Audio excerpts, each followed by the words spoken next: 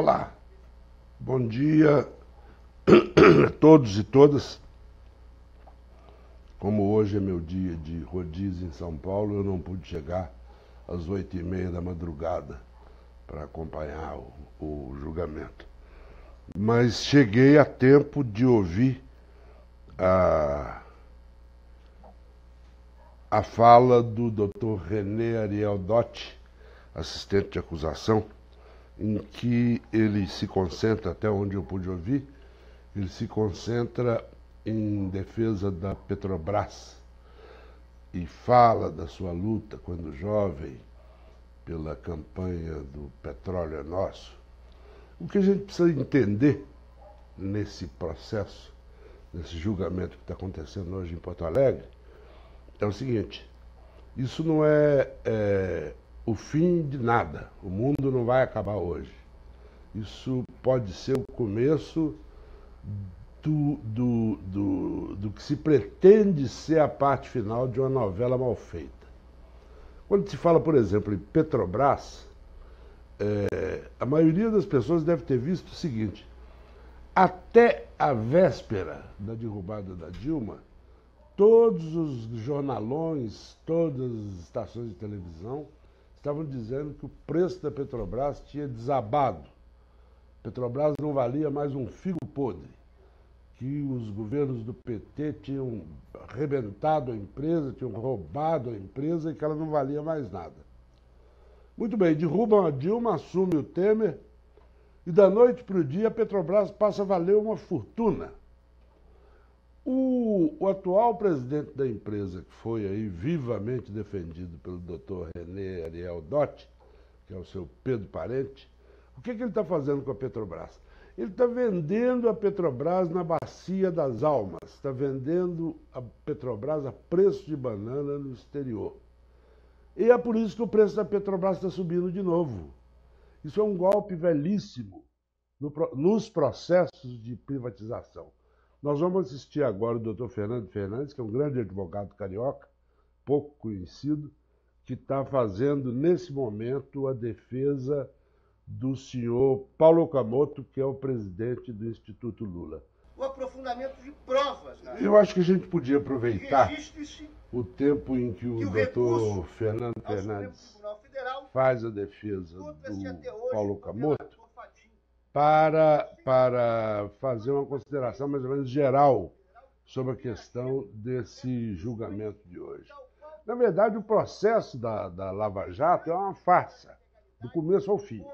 É uma farsa, isso é uma peça de teatro. Nós vamos nos lembrar da Lava Jato, os nossos netos vão se lembrar da Lava Jato, como hoje nós lembramos os casos de Sacco e Vanzetti, por exemplo, sabe, de grandes casos de injustiça cometidos pela justiça.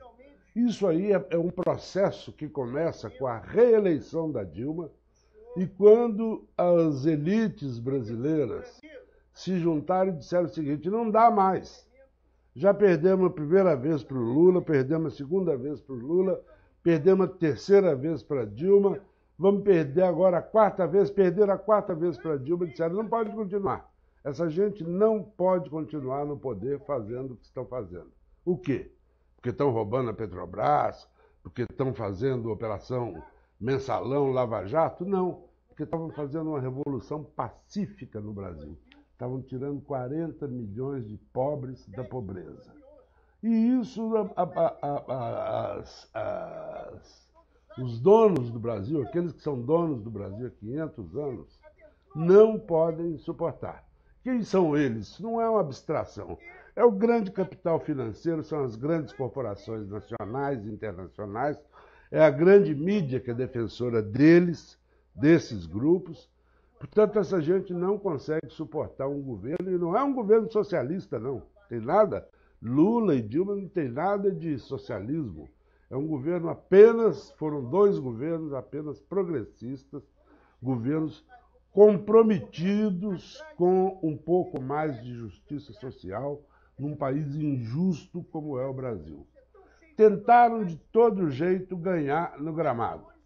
Não deu certo, resolveram ir para o tapetão. O que estão aplicando no Brasil, nesse momento, e esse julgamento é uma parte desse processo, o que estão aplicando aqui é um golpe modelo século XXI. Nós, pessoal da minha idade, enfrentou o golpe de 64 com tanque na rua, com polícia prendendo gente, com tortura, com exílio, com assassinato. Atualmente não. Você pode sair, você pode pegar um caixote de goiabada, botar aqui na esquina, no coração de Santa Cecília, e fazer um discurso dizendo que o Temer é ladrão e que juntou um bando de ladrões no Palácio do Planalto e não te acontece nada. Não tem tanque na rua, não tem coisa nenhuma. Isso foi feito no Paraguai com o presidente Lugo, isso foi feito em Honduras com o presidente Zelaya e isso foi feito no Brasil com a presidente Dilma Rousseff. Isso faz parte de um processo que, na cabeça deles, só se encerrará na hora que degolarem o Lula, na hora que degolarem, como ele próprio diz, a jararaca.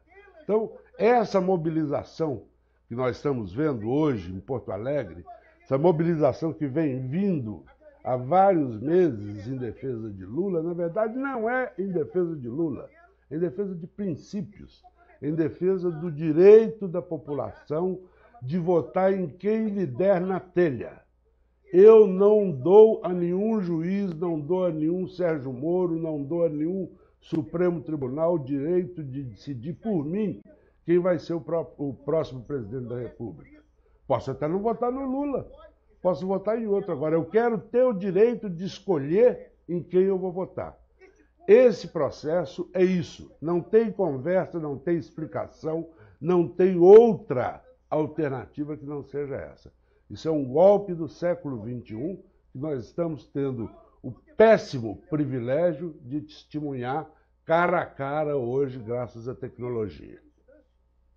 Vamos continuar ouvindo o doutor Fernando Fernandes. Eu queria fazer uma breve consideração, aproveitando esse início da intervenção do doutor Cristiano, que quando surgiu esse caso, essa acusação monstruosa, cabeluda, contra o presidente da República, o ex-presidente Lula, muita gente, eu inclusive, se surpreendeu que ele tivesse chamado, que o Lula tivesse chamado para defendê-lo, um jovem advogado com essa cara dele de seminarista, porque todo mundo imaginava que viria um desses grandes advogadões de 70, 80 anos de experiência de fórum, e me aparece um jovenzinho, fala baixo, não faz discursos incendiários e que se revelou um talento singular, um talento exemplar.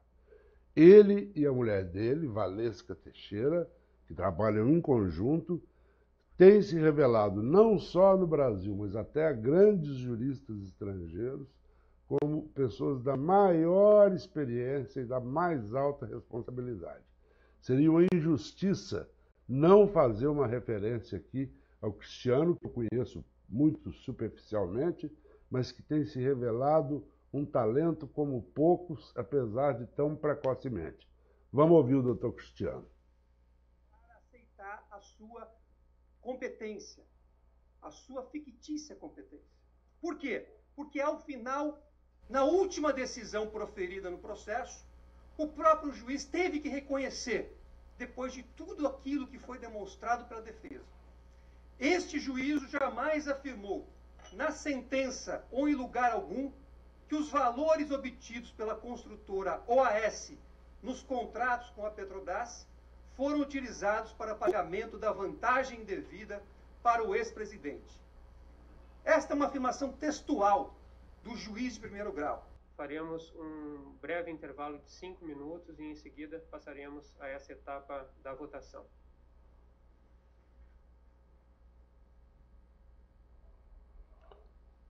Eu queria aproveitar esse intervalo. Achei que esse povo fosse ficar aí a tarde inteira sem comer e sem fazer xixi, mas eu queria aproveitar esse intervalo para fazer uma pequena consideração geral Como se pôde ver com clareza transparente e cristalina, o triplex do Guarujá não é e nunca foi do Lula.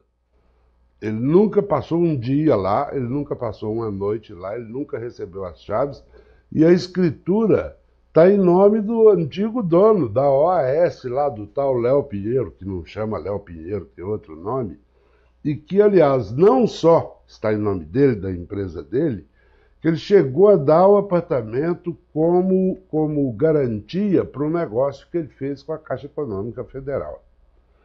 Os outros dois, as outras duas acusações que fazem ao presidente Lula são igualmente frágeis, não resistem num país em que a justiça esteja funcionando, não resistem a um peteleco. Eu me refiro, primeiro, ao caso do sítio de Atibaia e depois à história das palestras que ele faria pelo mundo, que ele teria feito pelo mundo, que isso, na verdade, seria um pretexto para justificar o recebimento de propina das empreiteiras, das construtoras. Olha, isso é de uma barbaridade. Eu escrevi uma carta pública ao juiz Moro. Como ele não me respondeu, eu publiquei no Nocaute, me oferecendo para testemunhar, pagaria do meu bolso a minha passagem de ônibus até Curitiba, se fosse preciso, porque como eu estou fazendo um livro sobre um pedaço da vida do presidente Lula, faz já uns 5 anos que eu estou acompanhando ele para tudo quanto é canto que ele vai, especialmente nas viagens que ele faz para o exterior, porque são os momentos em que eu posso ficar quieto com ele dentro do avião, sem telefone, sem secretária, sem assessor, sem visita, para poder fazer as minhas entrevistas. E isso me deu a oportunidade de assistir a palestras dele, assistir com esses olhos que a terra não haverá de comer, porque eu vou doar para o Banco de Olhos. Eu assisti palestras dele na África, na Ásia, nos Estados Unidos, na América Central, na América Latina, na Europa, inauguração de sindicato na Alemanha, inauguração de sindicato na África do Sul, fui à Etiópia com ele, fui à Índia com ele, fui ao México, os 10 dedos das minhas mãos são insuficientes para contar os países em que eu estive com ele, que fotografei, filmei ele falando e entrevistei e ofereci isso de presente, de graça, para o juiz Sérgio Moro, e ele absolutamente não se interessou. Muito provavelmente porque não esteja interessado em nada que possa ser utilizado em defesa do ex-presidente Lula. Bom, agora começa uma fase que a gente não sabe exatamente quanto tempo pode durar, porque as intervenções que nós vimos desde o começo do julgamento tinham tempo determinado pelo presidente da turma, pelo juiz Poulsen. Agora, a partir desse momento, que é o início da votação, vamos falar primeiro o relator do processo, que é o Dr. João Pedro Gebran, que é que nós vemos na tela nesse momento.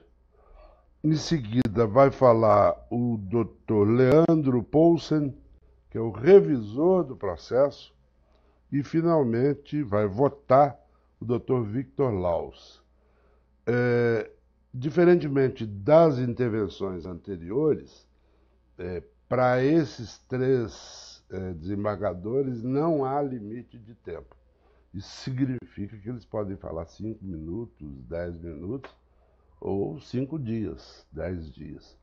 Então, talvez a gente tenha que ter um pouco de paciência e, no meio do caminho, se for o caso, eu faço alguma intervenção aí. Vamos ouvir. Eu queria fazer uma consideração, uma breve consideração geral sobre esse processo em Porto Alegre, que é a respeito do seguinte. Em primeiro lugar, existe um ditado brasileiro que diz que de intestino de criança, de urna eleitoral e de cabeça de juiz, a gente nunca sabe o que vai sair. Mas o melhor é ficar com a pulga atrás da orelha. Porque, por exemplo, logo que a sentença do juiz Moro foi anunciada, condenando o ex-presidente Lula a 9 anos e meio de prisão, o presidente da quarta TRF4, lá de Porto Alegre, o desembargador, se não me engano, Thompson Flores, fez uma declaração pública dizendo que a sentença do juiz era irretocável. Como é que alguém que é superior ao juiz, que está emitindo, está exarando, como eles gostam de dizer, uma sentença, pode dizer, pode manifestar opinião publicamente, deu entrevista para os jornais, dizendo que a sentença do Moro era irretocável. Em segundo lugar, com relação ao doutor João Pedro Gebran Neto, que é tido como o mais rígido do grupo, repito, de cabeça de juiz, a gente nunca sabe o que vai sair. Ele é amigo há várias décadas, ele que tem 50 anos, 52 anos, é amigo pessoal há várias décadas do juiz Moro. Isso foi invocado pela defesa do ex-presidente Lula como uma forma de impedimento de um desembargador julgar uma sentença de alguém com quem ele tem uma relação tão longa e tão profunda. Ele alegou que não, rejeitou ele, o desembargador, rejeitou a substituição que era pedida, argumentando que a amizade dos dois é juridicamente irrelevante.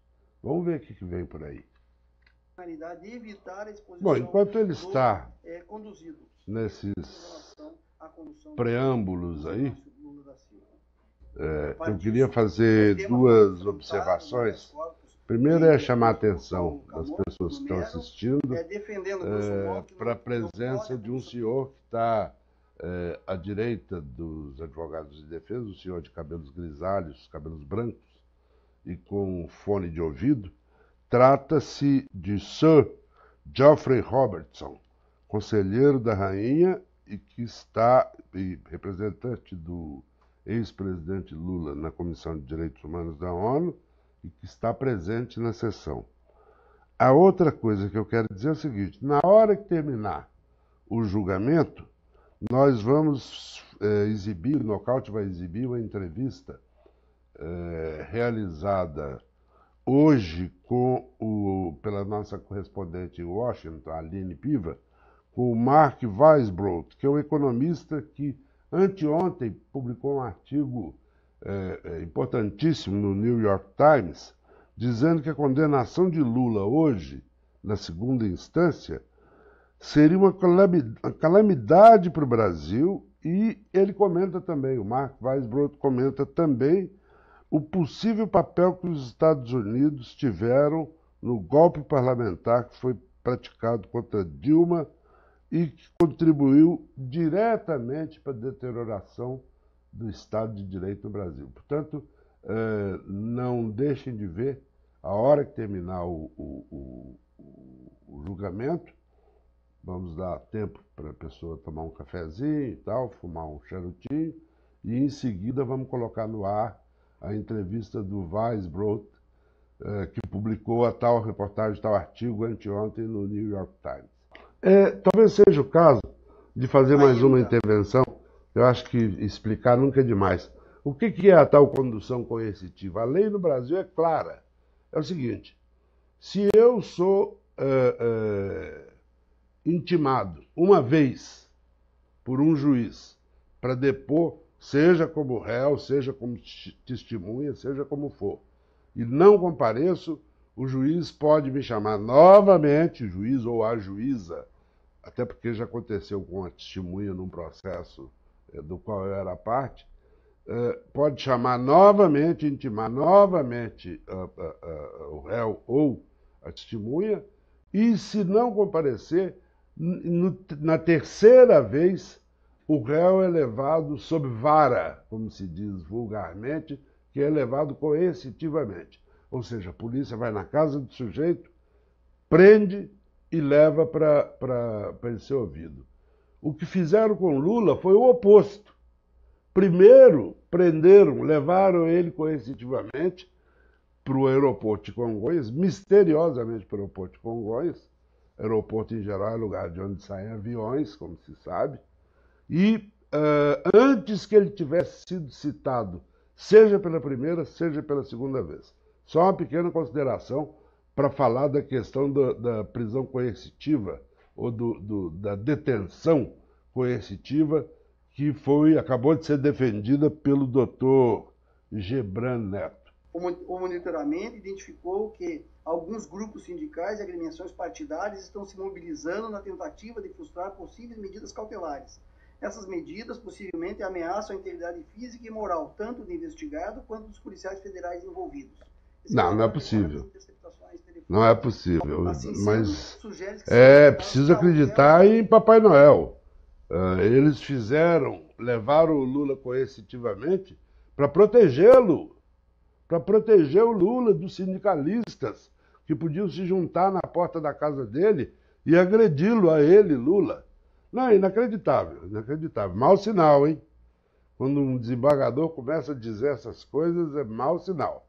Sempre precisa levar em conta de que de cabeça de juiz nunca se sabe o que vai sair. Mas quando um desembargador diz que a prisão, a detenção coercitiva do Lula foi feita para defender o Lula, é preciso ficar com a pulga atrás da orelha. Teve autorização de quebra de sigilo, porque, segundo informação trazida pelo Ministério Público Federal, seria titularizado pela empresa Lius Palestra do ex-presidente, como documentação acostada aos autos, e não por ser escritório de advocacia. Tal fator determinante está expresso na decisão de 19 de fevereiro de 2016, evento 4 do processo número. Ele agora está justificando o grampo aos telefones dos advogados do Lula, o que é proibido por lei. Isso necessariamente não trará suspeição por parte do procurador. Vocês entenderam do que ele está falando? Porque o linguajar não é para qualquer brasileiro entender. O linguajar jurídico não é para qualquer um.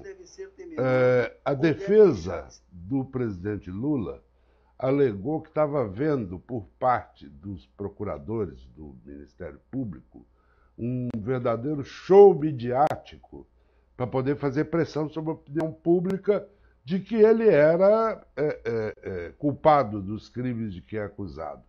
Bom, todo brasileiro que assiste televisão, mesmo os que não assistem a TV Globo, devem estar habituados, se habituaram a ver ao longo desse período, desses 2, 3 anos, toda noite, antes, durante ou depois do Jornal Nacional, os procuradores do Estado sentadinhos no auditório, lá em Curitiba, o carequinha da barba branca, o outro do PowerPoint, o Dallagnol, todos eles afirmando, reafirmando, reiterando e repetindo que o Lula era criminoso. Dallagnol, inclusive, chegou a fazer aquele espetáculo grotesco do PowerPoint.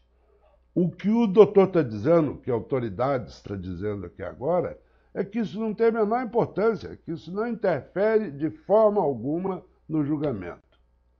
Tá russo o negócio, hein? Russo com C cedilha.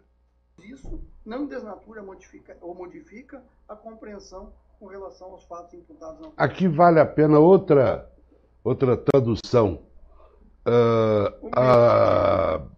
A defesa do presidente Lula sugeriu que fosse ouvido como testemunha o embaixador Paulo de Oliveira Campos, Paulo César de Oliveira Campos, que durante os 8 anos em que Lula foi presidente da República, foi chefe do cerimonial da presidência da República. Ou seja, o Paulo César de Oliveira Campos, o embaixador, atual embaixador do Brasil, não sei em que país da Europa, era a pessoa responsável por todas as atividades do presidente Lula ligadas ao que fosse das relações exteriores do Brasil.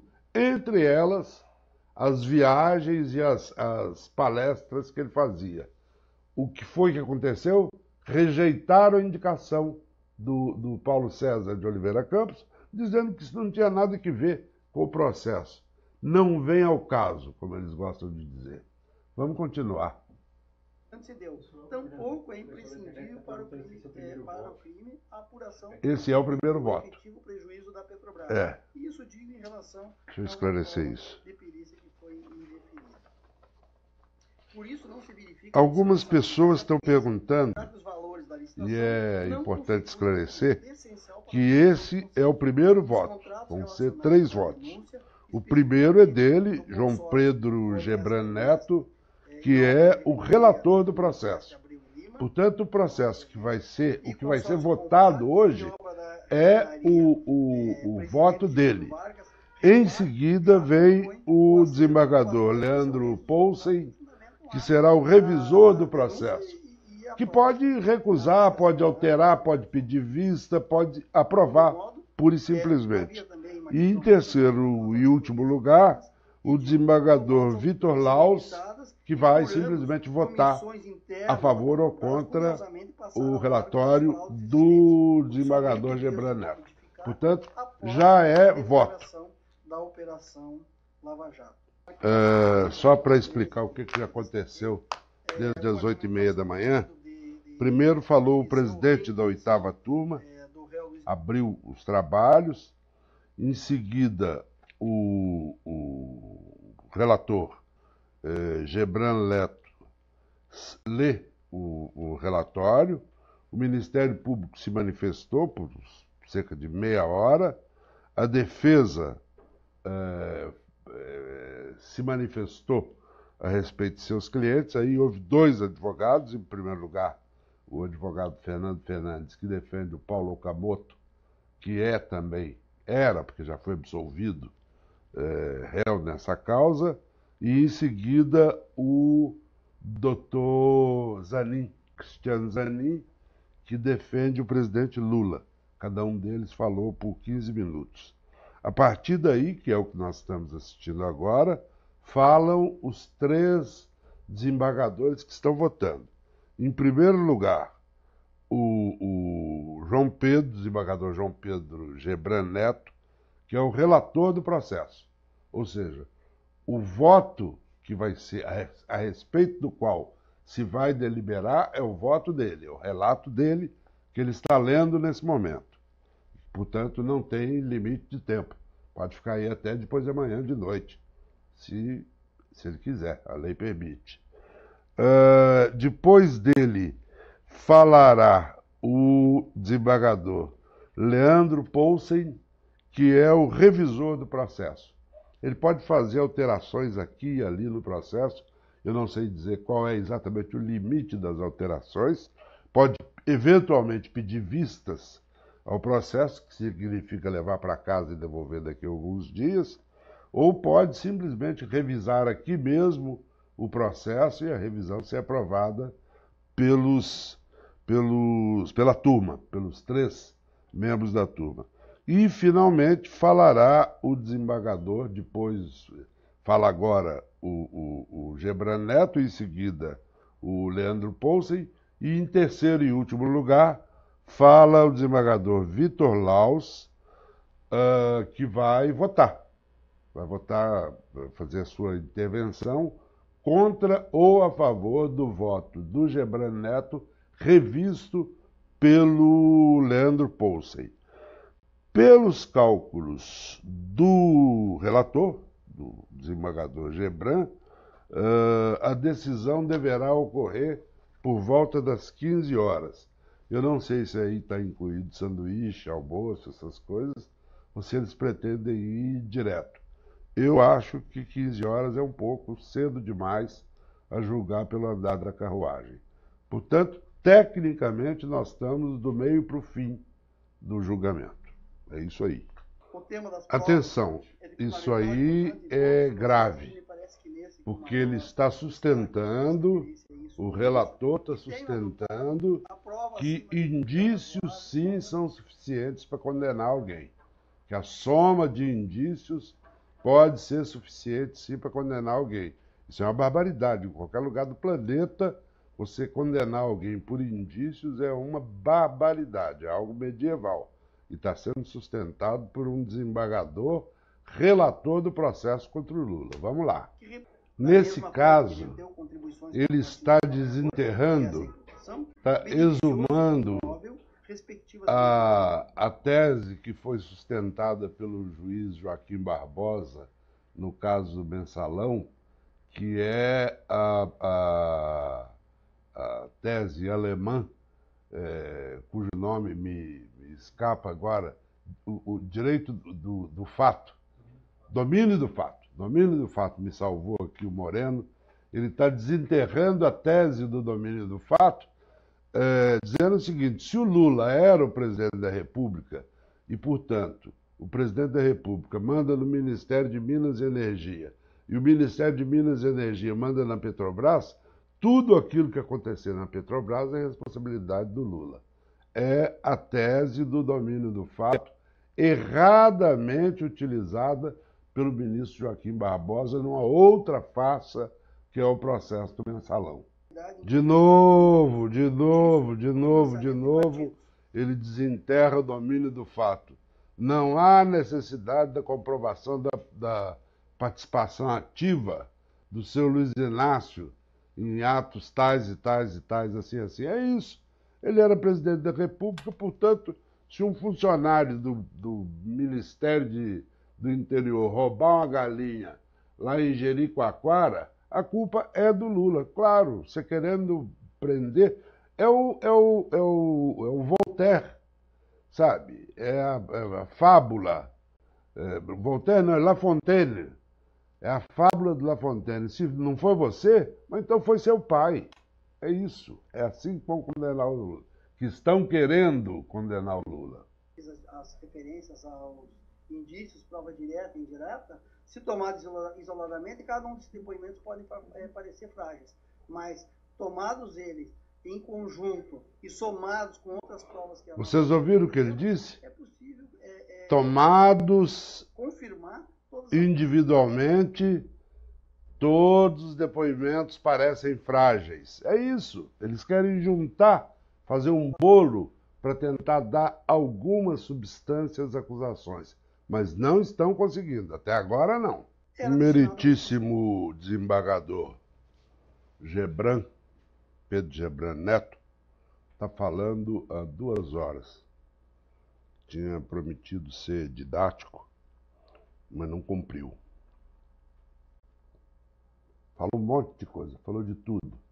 Falou de pedreiro, de vizinho, de material de construção, de cadastro na vizinhança. Agora, prova, que é bom? Nenhuma. Prova, nenhuma. Esse relambório todo, essa história toda, esse nhenhenhen todo aí, não põe na cadeia nem o maníaco do parque. Nem o Tião Medonho ele conseguiria condenar com esses argumentos. Como o tempo dele ainda não acabou, pode ser que venha bala por aí. Vamos ver. Porque, pelo que ele disse até agora, não condena um figo podre. Olha, tem meia hora que o desembargador Gebran Neto está falando do triplex do Guarujá. E é curioso que ele usa expressões, ele rodeia as expressões. Então ele diz suposto adquirente, presumível adquirente. Mas ele não mostra a escritura, ele não mostra a chave, ele não mostra uma foto do Lula dormindo no apartamento. Esse apartamento,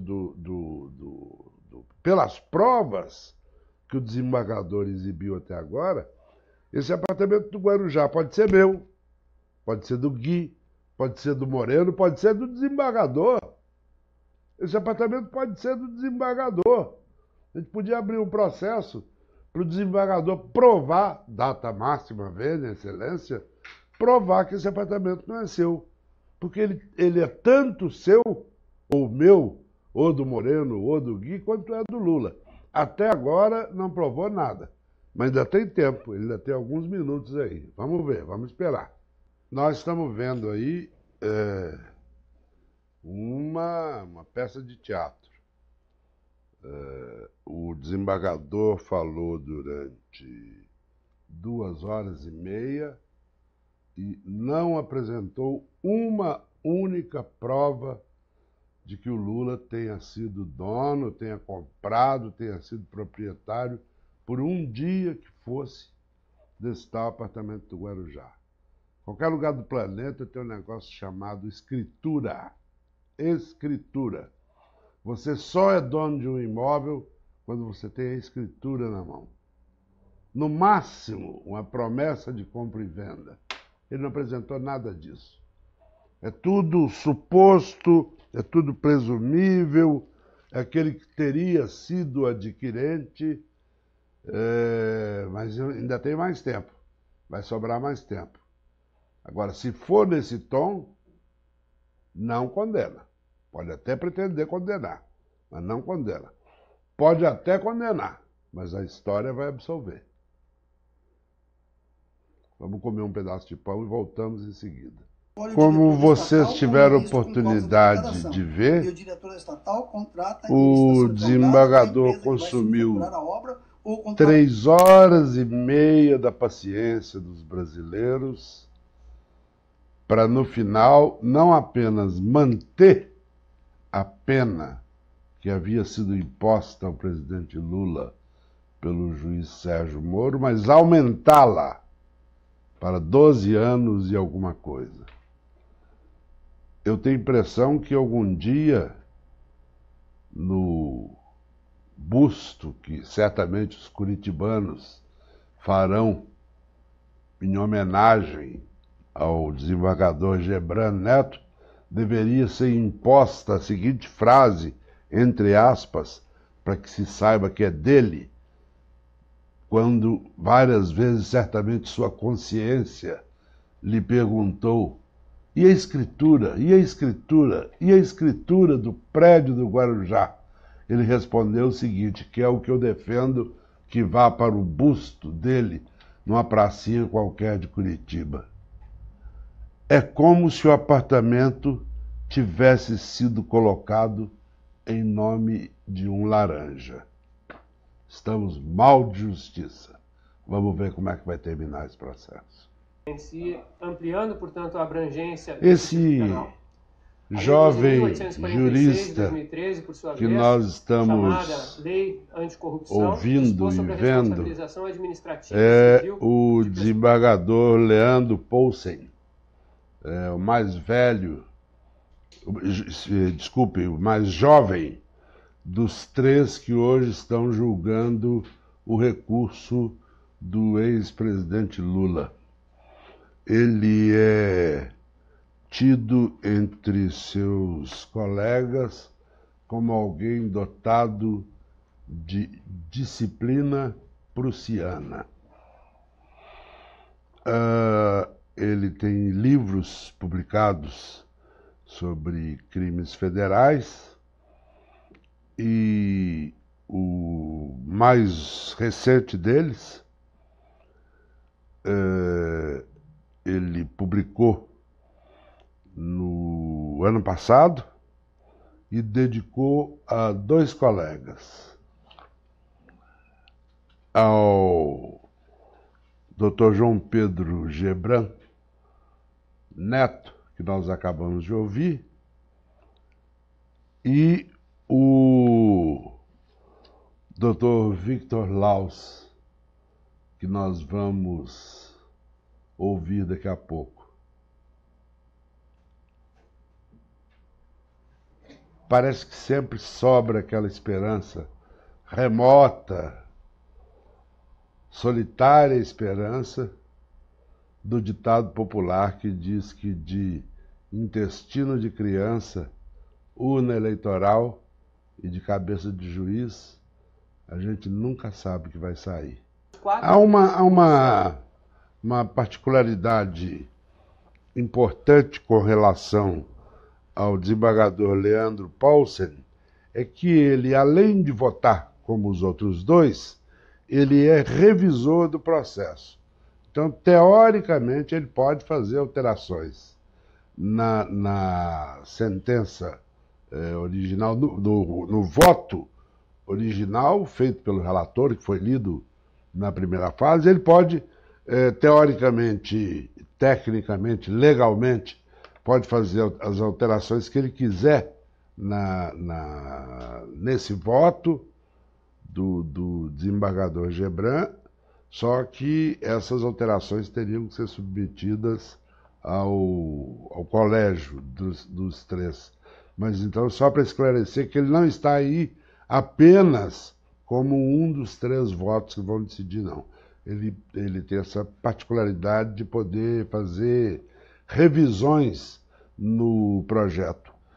O que aparentemente soa como algo desimportante, não é desimportante. Só para lembrar a vocês que no processo do mensalão, o relator era o ministro Joaquim Barbosa e o revisor foi o ministro Lewandowski, o que provocou polêmicas até hoje históricas, e algumas até de nível um pouco baixo, na história recente do STF. Então, o poder que o revisor tem para mexer no voto que nós ouvimos na parte da manhã é muito grande. Acabamos de ouvir aí a intervenção do revisor, desembargador Leandro Paulsen, que não fez absolutamente nenhuma alteração que ele tinha direito formalmente no voto do relator do desembargador Gebran, que nós ouvimos de manhã. Isso significa que são 2 votos até agora pela condenação do presidente Lula, condenação superior à que tinha sido imposta pelo juiz Sérgio Moro, considerada condenação suave, leve, pelo Dr. Paulsen, e fica, portanto, faltando o 3º voto, que é o Dr. Victor Laus, desembargador Victor Laus. É o seguinte, não muda nada. Ainda que o Victor Laus vote pela condenação, mantenha a condenação, aumente ou reduza a pena na dosimetria, haverá recursos. Da mesma maneira que se ele votar, o 3º desembargador votar pela absolvição, digamos, do ex-presidente Lula, que ficaria 2-0, ainda assim haveria recursos, porque 2-0 ele terá perdido, ainda assim haveria recursos junto, primeiro, ao próprio Tribunal, 4º Tribunal Federal de Recursos. Na minha opinião, não se trata disso. Há algumas considerações importantes fazer. Primeiro é que o doutor Gebran fez uma ginástica gigantesca, com detalhes a respeito de por que o triplex seria propriedade do Lula e de sua mulher.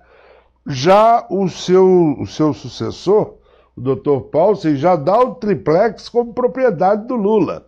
No fim, ele dá uma amarradinha, né? Utiliza o recurso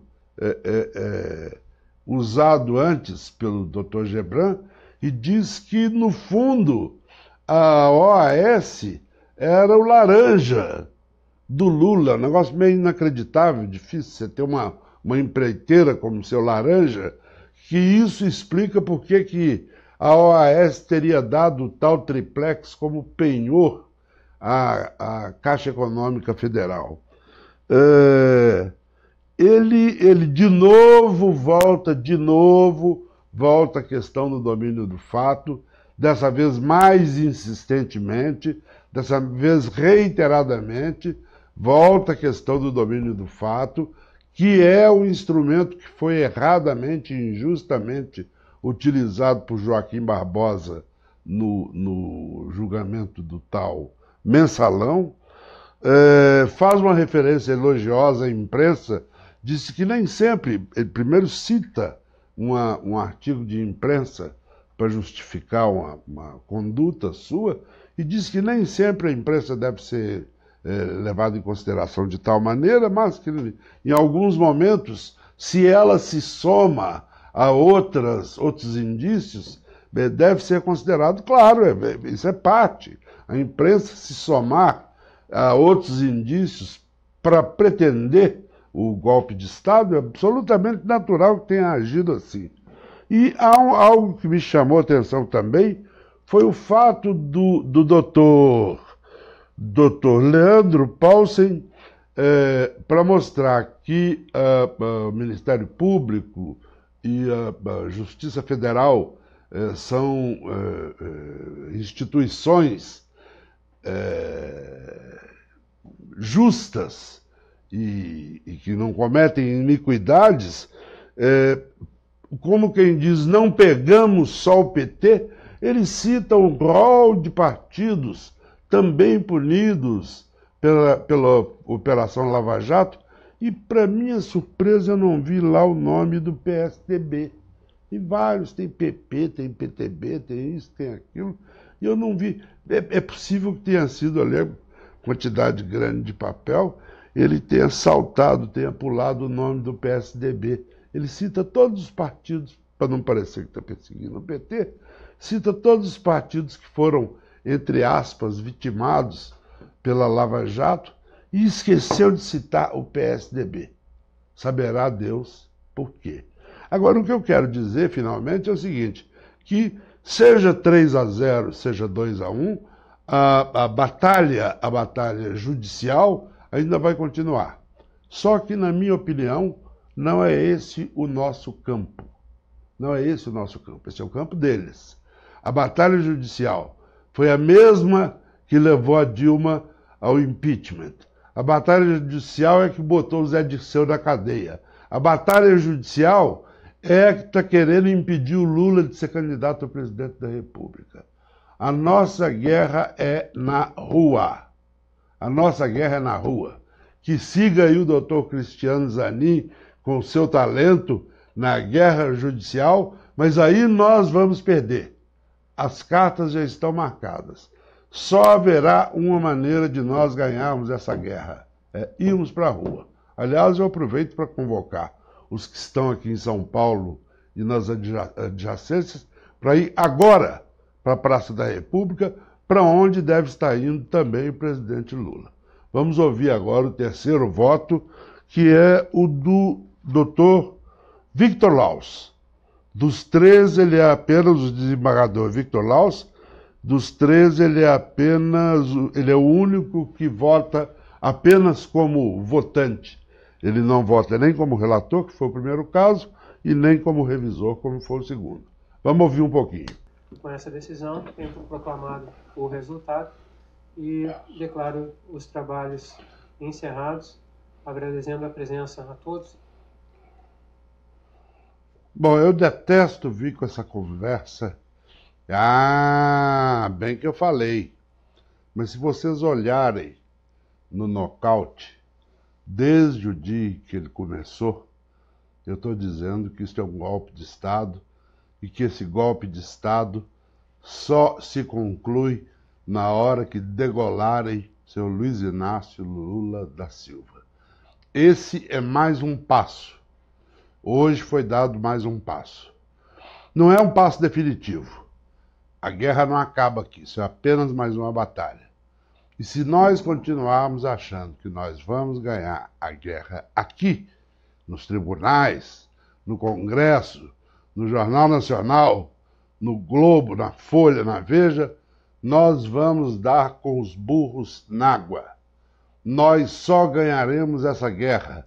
Nós só vamos garantir o direito de ter eleição em 2018 e de todo mundo poder disputar, inclusive o Lula, mesmo que você não queira votar no Lula. Se nós continuarmos desse jeito e não formos para a rua, vamos dar com os burros na água. Vamos contestar, Mais um golpe de Estado em tão pouco tempo. Já nos deram um golpe de Estado, tiraram a Dilma e nós estamos aqui.